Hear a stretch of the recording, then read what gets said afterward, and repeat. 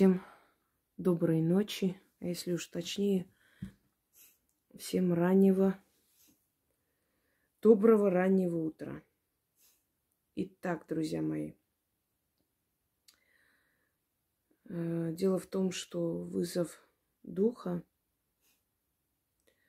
маршала Жукова, который я провела и, собственно говоря, сняла видеоролик, он у меня отнял очень много сил. Просто люди не понимают, им кажется, что, собственно, ничего сложного в этом нет, но я же как бы вызываю духов, и что здесь такого? Вызвала, как бы побеседовала, сняла и хорошо. На самом деле это далеко не так.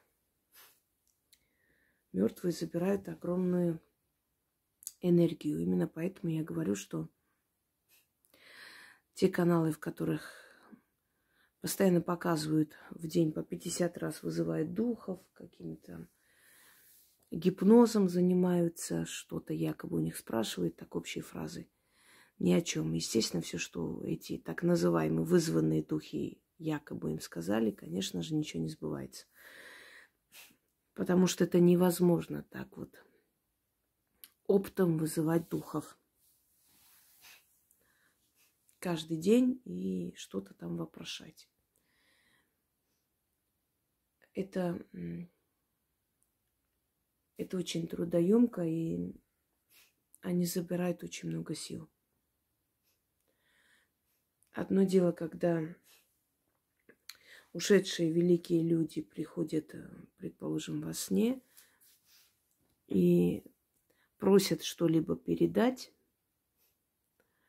Другое дело, когда ты вызываешь этих духов, и ты должна им дать часть своей энергии, чтобы они могли здесь находиться в пространстве живых, чтобы они могли нам сказать то, что хотят нам сказать, собственно говоря.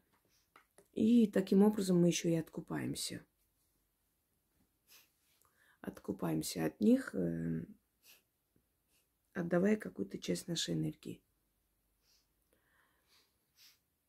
Если кого-то раздражает мое шмыганье носом, можете выключить и не смотреть. Это называется невроз. Когда люди очень много работают, это умственное напряжение. Конечно, он снимается, но какая-то часть остается. Я не могу себе позволить долго отдыхать. К счастью или к сожалению, не могу сказать, потому что я всегда говорю, лучше уставать от работы, чем от безделья, да. Поэтому я не жалуюсь на свою жизнь, да и вообще жаловаться мне на свою жизнь нет никакого права. У меня замечательная жизнь. Если сравнить сегодня, что происходит в мире. Итак,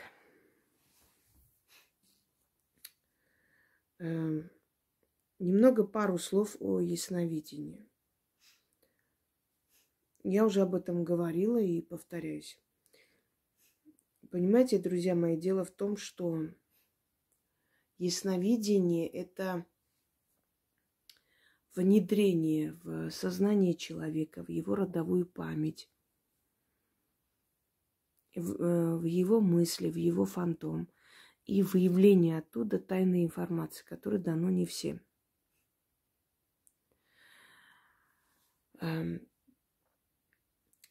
И для того, чтобы это сделать, это целый ритуал, хочу вам сказать, и отнимает не меньше сил, чем, например, чистка. Просто некоторые люди, они считают так, что любой человек, который мне пишет, я должна тут же сесть и просмотреть его судьбу. Это совершенно не так. Отчасти, конечно, я могу почувствовать, что за человек, что он хочет и так далее. Но если нет нужды напрягаться и концентрировать внимание на этом человеке, то, естественно, я этого делать не буду. Это просто к тому, что, может быть, кто-то считает, что я должна ходить по улице, просто смотреть на людей и начинать считывать с них информацию. Это очень глупо. Если тебя не просят, не нужно туда лезть. И вообще силы сами приводят в твою жизнь тех людей, которые нуждаются в помощи. Это все равно, как врач должен и обязан любому человеку, который здоровается на улице с ним, да, тут же сканировать и смотреть, какие у него болезни. Зачем ему это надо? Это еще касается тех вопросов, что вот есть определенные программы, там можно показать свою силу, доказать и прочее. Я вам хочу сказать, что меня много раз приглашали на различные шоу. И это реальность. И я показывала своим друзьям, например, вот подобные переписки людей, журналистов и прочее. Самое смешное, когда эти журналисты потом удаляют свои написанные слова. Видимо, сейчас журналистов нет, это бесчестные люди, поэтому с ними никто не связывается. У них цель не показать реальность и правду. Их цель – это скандалы, грязь, интриги, чтобы рейтинг поднялся. Их абсолютно не волнует, что, предположим, после них, да, человек, вот заслуженное имя человека будут обливать дерьмом. Вообще не волнует, поэтому я этих людей не уважаю и на их предложения всякие там участвовать в каких-то шоу не соглашаюсь. Это первая причина. Они хоть удаляют, но они не понимают, что есть скрин, который может сохранить. Да и мне нет нужды это показывать. Просто объясняю, что вот почему я не хочу участвовать, потому что я не верю этим людям. Я знаю, что они будут вырезать то, что им не нравится и не подходит, и как бы показывать ту часть, которая их устраивает. Потом я по сценарию говорить не буду. Им нужно, чтобы я говорила по сценарию. И самый главный аргумент, там всякая шушера бывает у них на программах. Я не хочу, чтобы завтра просто про меня сказали, что ой, это одна из них. На той программе и это была, и та была, и вот это Хосроева там участвовала. Вот по этой причине. Но хочу вам сказать, что если человек идет туда доказывать свое ясновидение, не всегда гарантировано, что духи в этот момент откроют. Понимаете, духи открывают ясновидение в тот момент человеку, когда они кого-то привели, и этому кому-то надо помочь. И они открывают, показывают жизнь этого человека, указывают на основную проблему, чтобы ведьма помогла. А если человек пойдет на это шоу для того, чтобы кому-то что-то доказать, ему могут духи не показать ничего. То есть могут ее таким образом проучить, говоря о том, что это не для шоу данная сила, и эта сила дана для того, чтобы помочь людям, а не ходить там по всяким шоу. И вообще эти шоу, эти всякие там битвы и прочие непонятные, даже у них на сайтах написано действующие актеры, чтобы даже претензий не было завтра. Мы же написали, это актеры. Неужели вы не поняли? Так вот, там не нужны люди, которые действительно реально видят или говорят. Там нужны вот создающие сенсацию. Там, например, какой-то дубинкой гонящийся за духами. Или вот я вижу духов, они пришли, стоят, вот такую ерунду. То есть держать в напряжении людей постоянно, да. Вот подобные клоуны там нужны. Там не нужны серьезные люди. Для таких передач, например, я слишком скучная. Я сижу, я ничего не делаю, я там плетью за духами не гоняюсь, никаких чертей в каком-то огне не жарю, никакие фантастические истории не рассказываю. Им это не интересно. На самом деле магия, ясновидение, связь с духами – это древняя наука, это умение, это дарование, это дано должно быть человеку. И это очень серьезная работа, и там нет никаких там таких загадочных или шоу-программ, понимаете? Это со стороны слишком скучная, монотонная, трудоемкая работа, которая постепенно с годами оттачивается, мастерство, и мы получаем годам к 40 мастера, уже зрелого, сильного, а в 50 лет вообще даже говорить не о чем. и так далее. То есть наше дело, оно до конца нашей жизни будет востребовано. Поскольку чем старше ведьма, тем больше опыта у этой ведьмы, тем сильнее она, тем больше о ней сказано, тем больше работы за ее спиной. И понятное дело, что, собственно говоря, это будет без конца и края. Вот. Ясновидение. Я набрала определенное количество людей, я им сообщила, что я буду их смотреть. Они дали свое согласие, и сегодня я проведу сеанс ясновидения еще для одной нашей зрительницы. И, естественно, у нас есть такой уговор, что в течение дня человек снимает, то есть голосовой записывает и отправляет, говоря о том, то есть, ну, опровергая или подтверждая, собственно говоря, мои слова. И поскольку сколько я снимала, это все было как на ладони, да, и мне дано читать людей как открытую книгу. И я еще раз повторяю, что ясновидение – это когда духи приводят человека, или ведьма решает помочь человеку, но это тоже приводит духи, ничего случайно не бывает, и открывают перед ведьмой судьбу этого человека.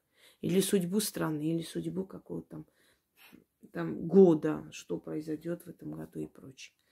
И о силе ведьмы судят по ее результатам. То есть по тому, насколько сколько людей убедились в том, что она видит, сколько людей получили помощь лично от нее, сколько людей получили помощь от ее работ. Вот это и есть ведьма. А все остальное, это, конечно, приветствуется, если она еще рассказывает, много знает, кругозор там широкий и все прочее. Это замечательно. Но это просто дополнительная часть, да, к ее работе. Но есть люди, которые замечательно знают, очень хорошо изучили теорию, но на деле они не ведьмы. Они просто проводники этих знаний, не более того. Итак, перед вами чертенок. Когда я выставила этого красавца, это замечательная работа. Экран не передает живое лицо. Вы знаете, вот если так то есть без видео, да, вживую посмотреть реально, это немножко такое страшноватое личико. Ощущение такое, что сейчас вот посмотрит на тебя и скажет, что надо. И, значит, у нас Эльвира написала внизу, так и, говорит, хочется назвать его Яшкой. И я посмеялась, повернулась, и этот чертенок, который сидел там, я посадила, и они плотно сидят, собственно говоря, там некуда шевелиться. Этот чертенок из своего места просто перевернулся и упал на бок. Я поняла, что вот это вот имя Яшка, Яшка, ему понравилось. Вот я так и назову его. Яша. Значит так.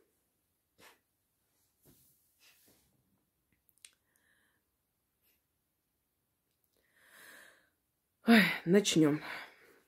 Сейчас я назову имя человека, и через этого чертенка буду смотреть судьбу этого человека. Куклы могут рассказать очень многое, потому что это фамильяры. Если кто-нибудь, если кто-то не знает, что такое фамильяры, я вам объясню примерно. Это духи, которые приходят к нам из либо пятое измерение, либо пятой стихии, эфирные. Значит, измерения. Духи, которые приходят к нам под разными, значит, по-разному, как в виде статуи, в виде собаки, кошки. Вот говорят, там черная кошка у ведьмы, которая помогает и все прочее.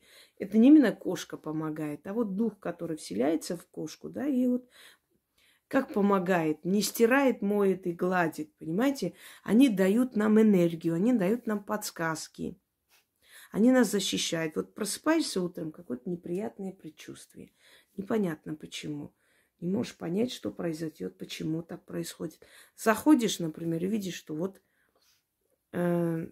предположим, не открывается видеоролик, понятно, значит, на видеоролик жалуются. Этот видеоролик закрываешь, собственно говоря, и спасаешь свой канал, можно так сказать, да? Это вот вокруг нас эти силы, эти создания, которые вселяются в куклы, в предметы, в камни, в какие-то там все эти волшебные предметы и прочее, которые окружают ведьму, и они дают ей энергию, силу, подсказки, помогают, защищают и все прочее. Это фамильяры. Ну, фамильяры и малые крепостные где-то схожи. Ну, вот малые крепостные – это тоже духи-помощники, которые вселяются во все эти волшебные предметы. В кого-то там, например, вселяются более сильные духи, какие-то предметы просто для декора, да, для красоты. Они не особо так работают, ну, просто для красоты. Ну, например, вот смотрите, так, покажу так ради интереса, ну, предположим. Ну, какой? Вот давайте вот те куклы, которые мне подарили, да, недавно. Вот эти вот, как их называют-то? Эльфы или что-то в этом роде, скандинавской мифологии. Как-нибудь про них тоже расскажу. Ну вот, например, в них, ну, может вселиться дух некий.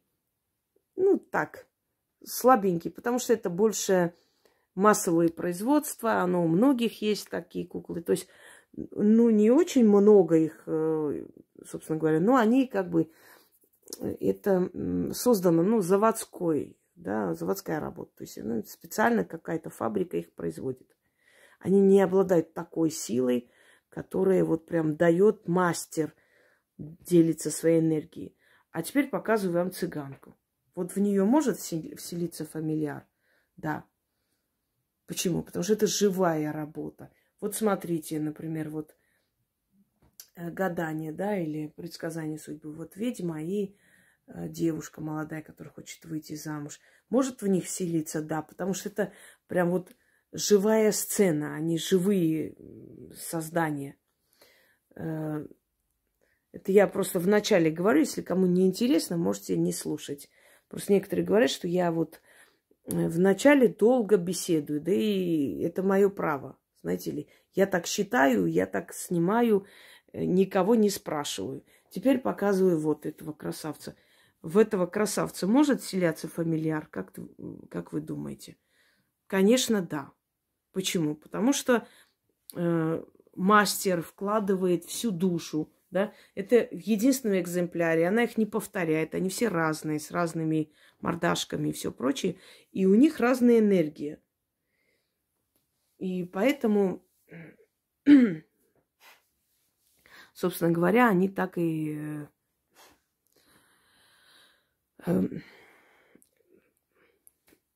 так и выглядят, как живые создания, и, естественно, они могут сильнее к себе притянуть более сильного духа. Вот о чем речь. Итак, поэтому я могу провести сеансы ясновидения с помощью кукол, с помощью каких-то предметов, да, различных, ну, с помощью камней, которые уже усилены этой энергией, находясь здесь и прочее. Почему я провожу различного типа ясновидений? Чтобы вам показать, сколько различных видов ясновидений в мире существует. А на самом деле все это связь с духами. Есть связь с духами у ведьмы, есть сила у ведьмы. Нет этой связи, значит, этой силы нет. Я, наверное, все-таки эту тему немного поменяю, а ясновидение сниму позже. Или сегодня, или завтра. Ну, может, и сегодня. Потому что я немного увлеклась, собственно говоря, и как бы больше рассказала о методах ясновидения. Давайте уж, наверное, эту тему посвятим именно фамильярам и малым крепостным. Немного пройдемся. А потом сниму, собственно говоря, именно ясновидение. Так будет правильно, я так думаю. Итак, вот фамильяры. Я уже вам объяснила, что это духи, которые вселялись в предмет, в животных. И, собственно говоря, они обладают разумом. Они понимают, они отдают энергию, ну, чаще всего положительную, естественно, энергию, и поддерживают связь колдуна с миром духов. Вы знаете, фамильярами могут являться даже, скажем, по заказу сделанные там подвески, да, которые носят. Ну, например, вот смотрите, часто встречаем определенные такие названия. Лунные леса, да. Что еще? Лесное чудо, Ундина, предположим, вот защита для людей, которые часто путешествуют по морю, по реке и все прочее. Вот фамильяр такой, защитник. Туда вселяется некая сила, разумная сила, и помогает ведьме, колдуну именно вот в этих делах. Ну, например, есть еще фамильяр. Вот у меня, я не буду говорить, что это такое, но когда я иду работать на кладбище, я беру этот фамильяр. Этот фамильяр, он заряжен на силу духов кладбища, то есть это посредник между духами кладбища. Конечно, ну, например, возникнет вопрос, да, что без этого всего нельзя работать. Вот вы попадете на необитаемый остров, а там нет ни кукол, ни каких-то там, ни алтаря, ничего. Конечно, можем. Но мы будем отдавать огромное количество энергии и силы. Нам с фамильярами, с этими предметами, с этими атрибутами работать намного легче. Они нам помогают. Со временем вот то помещение, в котором живет ведьма, оно превращается в некий такой портал. Понимаете, вот представьте, постоянно делать ритуалы, начитывать.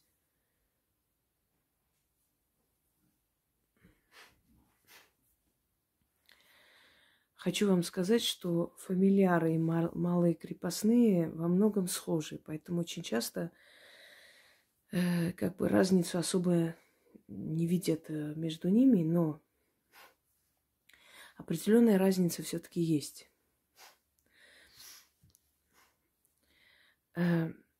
Фамильяры, извиняюсь, чаще всего, не всегда, это живые создания.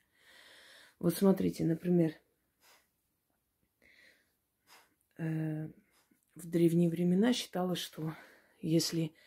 Почему черная кошка, она считалась вестником беды? Вот именно потому, что ее считали фамильяром. Или сова, например, ухала возле дома, тоже считалась фамильяром, посланником от кого-то.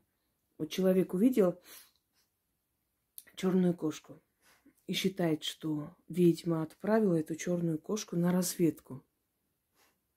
И та приходит и ей рассказывает, что и как творится в доме соседей, предположим, да, их слабые стороны. Естественно, кошка не садилась за столом и не рассказывала, как обычный человек, но телепатически, подсознательно передавала информацию своей хозяйке. И многие именно поэтому считали, что кошка и есть сама ведьма, что она заходит по ночам к ним домой и все прочее. А откуда она знает? О ссорах, о каких-то там неурядицах, которые дома творятся. А посланник отправляется. Фамильярами могут стать собаки, лисы,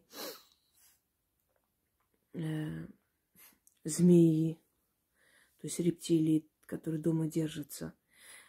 Вот смотрите, они, вот чтобы вам было понятно, вот предположим, я беру и снимаю какой-то видеоролик о какой-либо теме, либо, ну, дарю какой-то ритуал или заговор для чего-либо.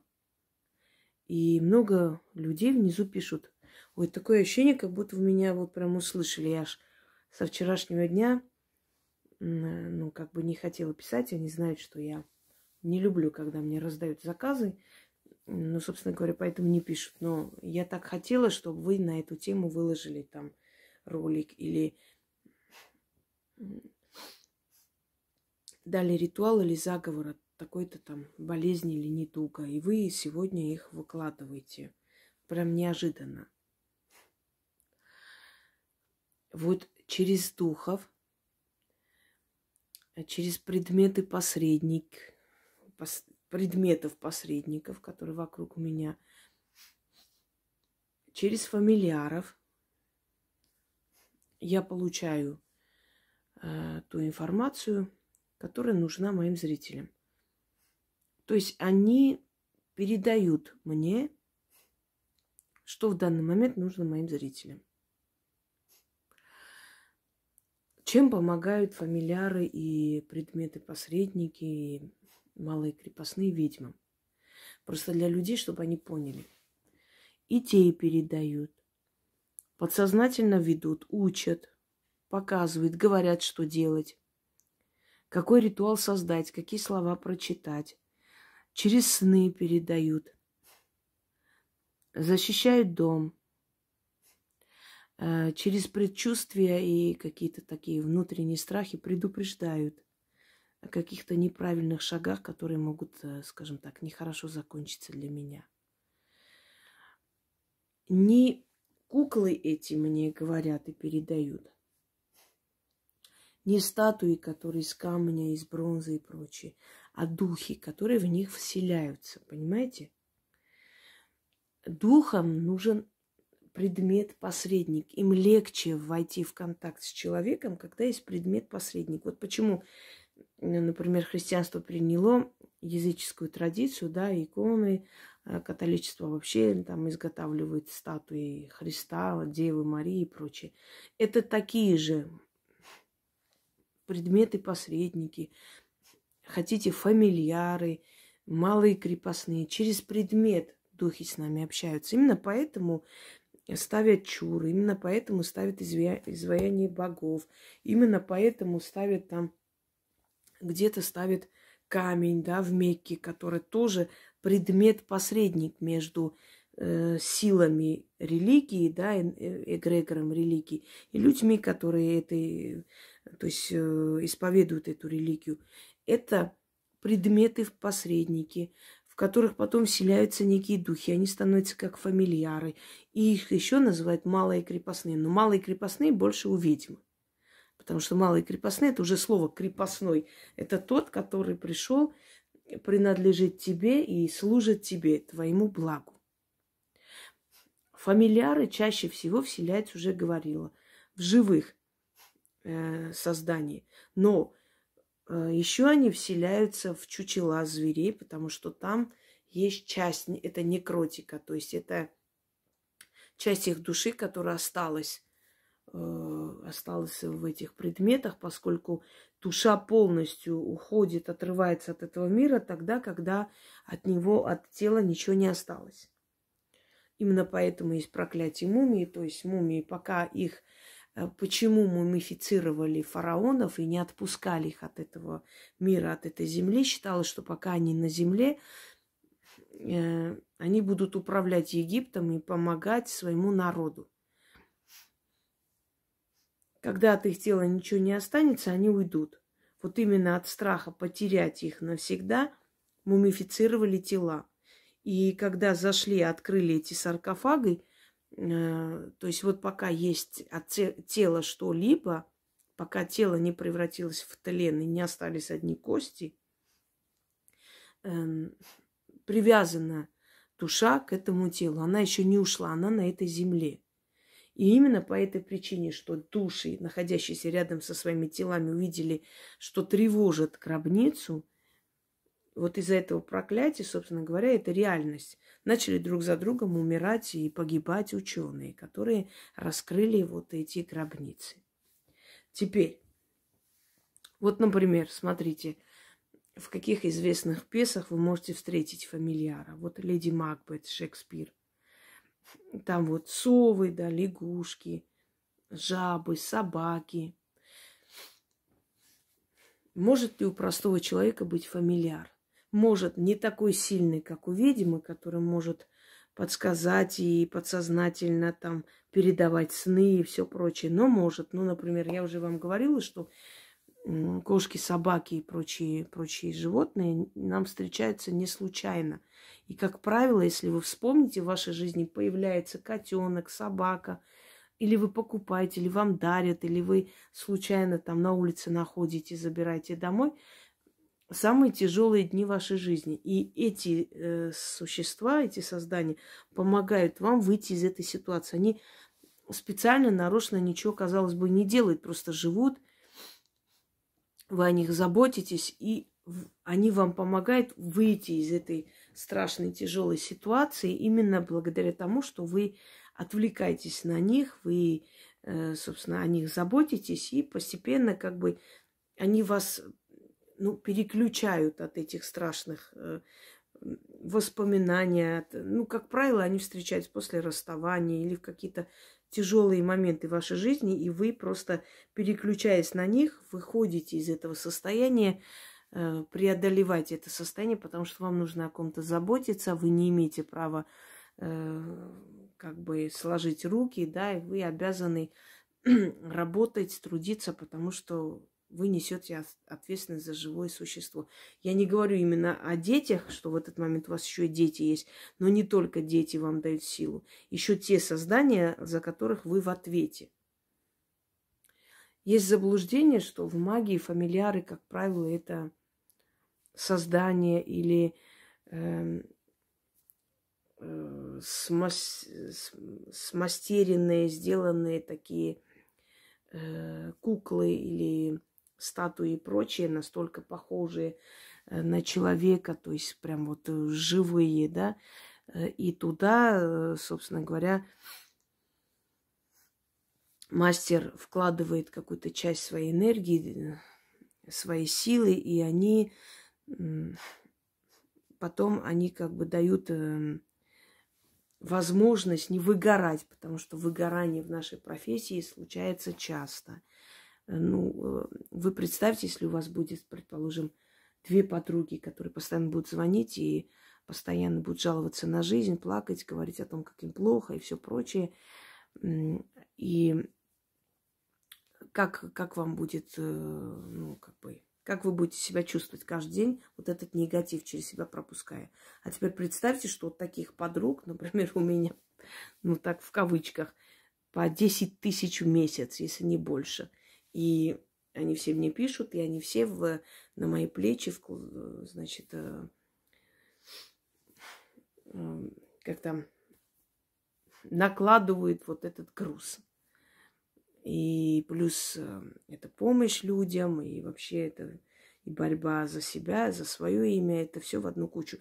Это очень серьезный груз, и это отравленное просто, можно сказать, общение, потому что это такое ядовитое общение, понимаете, токсичное. И нужно себя вывести, заставить выйти, как бы отключиться от этого всего, чтобы хотелось жить. Жить, продвигаться дальше, что-то создать для себя и все прочее. Выгорание. От выгорания они спасают нас. Все эти предметы, они отдают нам какую-то часть силы, отдают нам часть энергии, которую мы туда вкладывали, в том числе своими работами. Но больше всего это связь с миром духов. Итак, про фамильяры вам объяснила, в принципе, там особо не такая глубокая тема. Это просто надо понимать, почему, например, в каждом фильме, в пьесе, в сказках есть обязательно там кот, да, в сапогах, лиса и все прочее. Это вроде бы персонажи сказок так безобидные, а на самом деле это корни уходят глубоко в древность, когда боги были ближе к людям, и люди могли через посредников, живых или предмет-посредник, узнавать их волю, считывать информацию и, собственно говоря, понимать, что им нужно, ну и получать от них энергию, новые идеи, знания, силу жизни, скажем так. Теперь мы с вами немного поговорим о малых крепостных. Значит, освежим в памяти, потому что я об этом уже снимала, показывала, говорила, но это было в Москве несколько лет назад. Я снова сниму, то есть освежу память чуть-чуть. Раз уж мы начали про фамильяры говорить, ну и про малые крепостные стоит сказать. В магии существует 3 типа крепостных. Великие крепостные – это, скажем так, демоны малого ранга, которые по некоторым, скажем так, некоторым условиям, которые ты им предлагаешь, они вступают к тебе на службу. То есть ты им некое энергообмен происходит. Вот ты, например, снимаешь, есть демонические сущности, они делятся на несколько различных аспектов. Есть демонические сущности, которые питаются отрицательной энергией, это их пища. И ты им обещаешь, что ты будешь снимать и отдавать им, и они будут поглощать эту отрицательную энергию. А тебе все время будут приводить людей, потому что, у кого есть проблемы, потому что им нужна эта энергия, а тебе нужно снять с этих людей. То есть все довольны. И люди довольны, и вы довольны. Вот это залог удачного колдовства, оно в том и состоит, что ты... То есть ты востребована духами, поэтому у тебя всегда будут люди. Это называется великие крепостные. Они не самые сильные демоны, но демоны среднего звена на время вступают к тебе на службу. Есть средние крепостные. Они, как правило, духи природные. Например, ты часто ходишь там в этот лес, там оставляешь откуп. Кроме лешего еще есть хранители леса. И они вступают с тобой в контакт, ты просишь их, например, что ты будешь приходить, отдавать откуп, и чтобы они защитили тебя в этом лесу, чтобы они тебя слышали, чтобы они приводили те силы, которые ты призываешь в этом лесу, служили тебе, а ты будешь за этим приходить, оставлять откупы, благодарить и все прочее, давать какую-то энергию. Это средние крепостные. Есть малые крепостные. Но я считаю невежеством, конечно, считать, что это бесы. К бесам они никакого отношения не имеют. Это духи. Это духи различного ранга, которые призываются тобой и вселяются в эти предметы-посредники. Некоторые предметы приходят уже с этими духами, и такое возможно.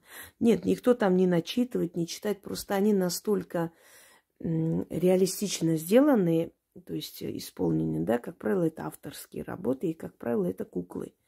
Они похожи на животных, на людей. Вот, например, перед вами вот этот чертик очень реалистично сделанный.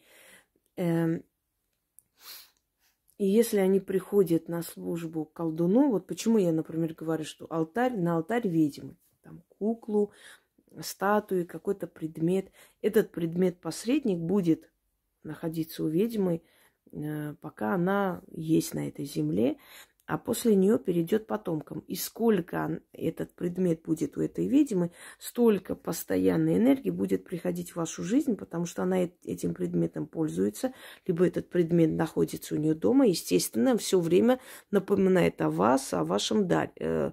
Даре не в том смысле, что силе, а вот о подарке вашем, да. Вот поэтому есть важность, и не просто так сказано на алтарь ведьмы. И в древние времена так приносили и дарили ей. Травы приносили, которые она просила, что-либо еще и все прочее. Сейчас можно это заказать. В то время, например, заказывали у мастера какой-то чур, какую-то там книгу теней, точно так же сделанные, потому что тогда было очень дорого. Сундуки, что-то еще, камни. Дарили ей все время, потому что она, там из костей какие-то там делали предметы. Она ими пользовалась. Малые крепостные – это духи, которые вселяются или которых вселяют в предметы-посредники, находящиеся у ведьмы. И это духи, которые привлекают внимание. То есть, извиняюсь, предметы. На самом деле они должны привлекать внимание. Вопреки тому, что они их должны спрятать, они не должны быть на виду. Я бы не согласилась. Есть предметы, которые надо прятать, но в основном они должны привлекать внимание, потому что они тем самым забирают некую энергию. Почему, например, определенных кукол, там, берегинь и все прочее вешали возле дверей, когда гости заходили и резко вот взгляд останавливался на этих берегинях. Они отдавали определенную энергию этим куклам. И эти куклы, насыщаясь этой энергией, оберегали дом, оберегали хозяина этого дома. Итак, малые крепостные. Но, впрочем, как и фамильяры, отдают нам энергию, чтобы мы, знаете, как бы не были выжатые, чтобы не выдохлись просто от этой работы, поскольку у нас тяжкий крест. Они оберегают, они усиливают работу, которую мы проводим. Вот, например, мы берем кого-нибудь из них, да, вот так, грубо говоря, какую-нибудь куклу, какой-нибудь предмет с этим малым крепостными. Чаще всего это куклы, чаще всего это статуи классические, выполненные или не обязательно классические. Чаще всего это могут быть определенные статуи там, правителей и все прочее. Конечно, не их души туда приходят, но туда приходит энергия от их душ, потому что это посвященное им, понимаете? Вот, например, если так сравнить с христианством, вот икона там какого-то святого, предположим, и человек приходит, просит там помощи. Я уже говорила, что святые, кроме мучений, ничего не дают, потому что у них мучений было, и они считают, что в мучениях и есть счастье, там, скажем так. Но не это же святой приходит и помогает, а сила оттуда спускается, а иконы люди дают понять этому человеку, ушедшему уже, которому поклоняются как святому, то есть показывает свое уважение к нему. Его изображение держат у себя и привлекают его внимание в свою сторону. Ну вот, например, малые крепостные.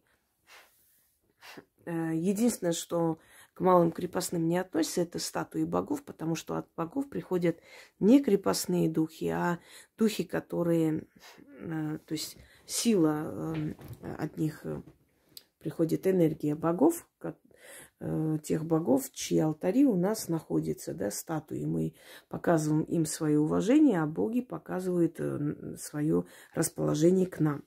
Вот, малые крепостные – это предметы-посредники, это куклы. Их можно выполнить самим, их заказывают, их дарят. Значит, вот предметы африканского культа и все прочее. Но я хочу вам сказать, что если вы, например, едете в какую-либо страну, не спешите оттуда сразу приобретать и привозить какие-то предметы, которые тем более продаются на рынках и все прочее. Если это, скажем, вот такие африканские страны, которые славятся колдовством, Бенин, например, Алжир, там Судан и так далее, то очень может быть, что на эти предметы скидывают все свои несчастья и передают вам. Они не особо-то любят нас, скажем так, и понимая, что мы живем лучше, что у нас жизненный уровень все же выше, чем у них, они не особо-то с любовью к нам относятся и могут и скидывать свои болезни, свои неудачи и отдать нам. Поэтому это вам так на будущее. Будьте осторожны. Особенно на рынках или где-то такие необычные куклы или маски, что-то, когда берете, покупайте, знайте, что могут и такое случиться. Ну, не факт, не всегда так, но это может быть. Вот, друзья мои, это малые крепостные. Со временем сюда вселяются духи, которые начинают помогать ведьме, защищают. Она чувствует себя защищенной, не одинокой, ей как-то спокойнее на душе, потому что знает, что ее духи ее защитят, что они помогут, усилят ее работы, предупредят. Знаете, вот я вам хочу сказать, что они никогда просто так не будут беспокоить своего хозяина или хозяйку. То есть это имеется в виду, что вот некоторые считают, что у меня, раз уж дом живой, я уже говорила, что здесь просто образуется некий портал силы, что раз уж у меня живой дом, то здесь должно быть, ну, не знаю, там, чуть ли не каждый день должны вот просто просыпаться духи, ходить ходуном и здесь стучать, звенеть и все прочее. Нет, такое не происходит по той причине, что в отличие от обычных людей, духи меня слушаются, они пришли для того, чтобы оберегать и, собственно говоря, дать мне отдохнуть, дать мне идеи, помочь, защитить и все прочее. И в их обязанности не входит меня запугивать и забирать мою энергию, то есть энергию страха, страданий, и этим питаться. И поэтому они не будут мне причинять неудобства, в отличие от людей простых, которые, собственно, возьмут, да, мистические куклы у себя дома будут хранить, или статуи, которые не положено обычному человеку у себя дома держать. Вот в этом и состоит вся прелесть, что действительно ты чувствуешь от этих духов защиту, не более того. Они никак не мешают мне жить. Но я всегда чувствую присутствие этих сил. И я вам хочу сказать, что вот эти вот предметы-посредники, а именно малые крепостные, они дают мне силы, идеи, они защищают, они подсказывают. Они приходят во сне и говорят, что нужно делать в какой-то момент в моей жизни, что ожидается и как этому противостоять. Они помогают и в ясновидении в том числе. То есть они транслируют эти мысли через этого человека. Поэтому я иногда смотрю через куклы. Вот прежде чем начинать смотреть через них, я, естественно, спрашиваю, прошу этот предмет-посредник мне помочь в той или иной ситуации, показать судьбу этого человека, да, насколько это возможно. И они мне просто подробно показывают все то, что я хочу услышать, увидеть. Они помогают, отдают мне часть своей энергии, которая у них накапливается в течение времени, а более сильные предметы, более такие заряженные силы или те, которые я вселила туда некую силу, они, естественно, мне помогают особенно сильно в моих делах и работах. Вот, собственно говоря, малые крепостные. Это я так вскользь просто объясняю, потому что у меня уже была лекция, да, по этому поводу. Можете открыть, посмотреть еще раз. Это, скажем так, куклы, это определенные предметы, которые напоминают о моей профессии. Это чучело зверей, животных различных. Это, собственно говоря, такие предметы единичные, да, в количестве, авторские работы, которые не повторяются нигде. И в них со временем вселяется это куклы, которые похожи на младенцев, похожи на девочек, очень напоминают живых людей. Это статуи великих правителей, которые тоже могут, и от них исходит определенная сила и энергия со временем, которая начинает больше и больше мне помогать и подсказывать и все прочее. Это предметы-посредники. То есть через них духом легче войти в контакт со мной и подсказывать, и помогать, и все прочее. Не просто так ведьма за всю жизнь собирает эти предметы. Да и вообще, если вы заметили, все сильные личности, те же оперные певцы, не знаю, художники, у них у всех какие-то мистические предметы, какие-то необычные работы, какие-то куклы они коллекционируют, какие-то предметы культа, какие-то старинные там летописи, какие-то старые книги, все прочее. Это все обладает душой, силой, духом, и это все помогает своим хозяевам быть, скажем, знаете, как в тонусе, быть защищенными, дает им идеи, дает им новые мысли, защищает их, то есть делает их не такими, как все, необычными людьми, избранными людьми, уникальными людьми, если хотите, не такими, как все. Хочу вам сказать, что очень часто эти куклы, воодушевленные уже живые куклы, предметы интерьера и все прочее, часто бывает, что меняют определенные, значит, события в моей жизни, лично в моей жизни поменяли. Вот, например, шаманка. Сначала мне подарили шаманку. Через некоторое время мне подарили и шамана. Потом появились и детки, вот эти вот шаманята. Но хочу сказать именно про вот шаманку. Она появилась в моей жизни, начались некие такие перемены, необычные, непонятные для меня. Я еще не могла понять, хорошо это или плохо, но, собственно говоря, потом оказалось, что это очень хорошо. Когда появился вот этот вот шаман, то у меня в жизни появился человек, любящий меня, и, собственно говоря, мы до сих пор вместе. Понимаете? Вот это вот даже расположение этих кукол, этих предметов и все прочее тоже меняет, отчасти меняет нашу судьбу и нашу жизнь меняет, и поэтому будьте осторожны с этим всем. Это не просто куклы, это не просто предметы, они могут поменять как в лучшую сторону, так и не в самую лучшую сторону. И именно поэтому я всегда предупреждаю, что предметы культа и мистические куклы и прочее лучше у себя не держать. Это мои корни, которые меня питают, собственно говоря. И это правильно, это нормально. У каждого человека есть герои его народа, которые служат примером, да, мужества, доблести, преданности своему народу. И, естественно, как бы почитая эти корни, тоже мы делаем эти предметы как предметами-посредниками, и туда тоже вселяются определенные духи, но уже, в отличие от малых крепостных, это все-таки энергия твоих просто корней, твоего рода, которые приходят с помощью твоих, то есть единокровных, да, ушедших с помощью их душ, и во многом тебе помогает оставаться собой и не изменять, собственно говоря, своим корням, себе. И это дает тебе силу жить дальше.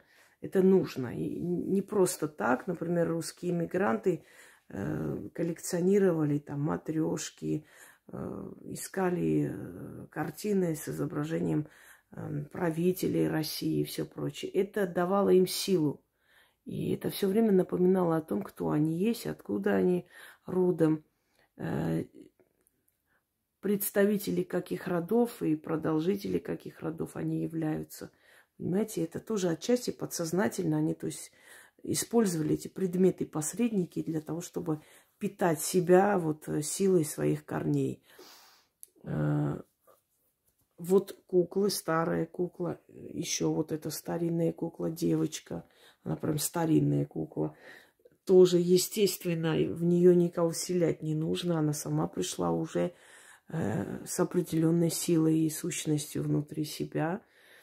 И она тоже мне помогает во многом. Я это чувствую, я много раз видела там такое движение, я вижу нечто живое в ней. Она есть, и это где-то отчасти частица своих бывших хозяев, которые она принесла с собой. Но для обычного человека, если это опасно, для ведьмы это, собственно говоря, источник силы. Мы совсем по-другому чувствуем мир. Вот, собственно говоря, изображение богов, которые тоже носят определенную силу в себе, этих богов. Вот это можно назвать малым крепостным, потому как я начитываю, не буду говорить, начитываю на что, но этот предмет меня слышит. И я знаю, что много раз мне в нужный момент приходила та сумма, которая мне нужна, и я начитывала на этот предмет-посредник. Собственно, мы тоже просим и получаем. Не только учим людей, как это делать. Точнее, мы учим людей, как это делать, когда мы сами знаем, как это сделать и как это получать. Вот еще у нас малая крепостная, я ее посадила туда, потому что она охраняет покой, сон, не пускает через, то есть из внешнего мира не пускает сюда злые мысли, злые силы и плохие сны. Она просто охраняет мой сон. Вот это может звучить как-то непонятно, но на самом деле на что ты заряжаешь этот предмет то и выполняет, собственно говоря. Это наша мать-кобра. Это дерево, кстати говоря, очень замечательная работа. Это темный алтарь, алтарь темных духов. Здесь шаманские, то есть алтарь шаманов и прочее. Ну, я думаю, что это вы уже видели. Малые крепостные. Здесь разные. Здесь есть боги, здесь есть силы, здесь есть духи, и есть малые крепостные. То есть, да, предметы-посредники. Вот змея, например, предположим, да. Это создала Яна. Ну, как-нибудь я более подробно покажу. Вся прелесть, к сожалению, не видно через экран. Это кладбище. Это для моих работ, которые будут связаны с кладбищем. Я буду рассказывать о кладбище. Как бы вам так показать, чтобы было видно более. Большому сожалению, через экран вся прелесть этой работы не передается. Потому что это нужно прямо так вот сидеть, смотреть. Тогда видно и понятно. Через экран он, ну как так, разбросано, разноцветно. Видите, вот она создала такое некое кладбище, пруд. Значит, там вот эти деревья. Это такое подобие такого кладбища. Красивая очень работа. Но я надеюсь, что как-то так я сниму таким образом, чтобы оно было более понятно и видно. Может быть, камни покрасить более темный цвет, чтобы оно было понятно. Это как с высоты птичьего полета, собственно говоря, кладбище. Видите? Да, вот такие странные предметы мне нужны. Наверное, у каждого вызывает трепет и ужас, какое-то недоумение, кладбище, да, изображение дома. Но не для меня. Для меня это работа, понимаете? Много странного в моей жизни, поэтому я не думаю, что уже вы должны удивляться. Мне кажется, вы уже должны были к этому привыкнуть. Вот еще малые крепостные, те же самые, скажем, вот верблюды, львы. Это немножко другой категории духи, которые приходят. Это больше духи, которые привлекают имущество, богатство, защиту. Понимаете, есть духи, которые больше подходят для того, чтобы с ними во время работ, то есть их призывать, и они усиливают. Они больше сделаны вручную, и они больше как бы куклы и прочее, прочее. Ну, собственно говоря, вот они разные. Но их все можно, и всех можно причислить к малым крепостным. Вот. Как видите,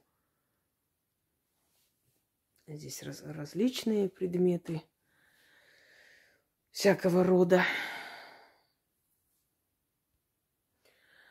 Ну, собственно говоря,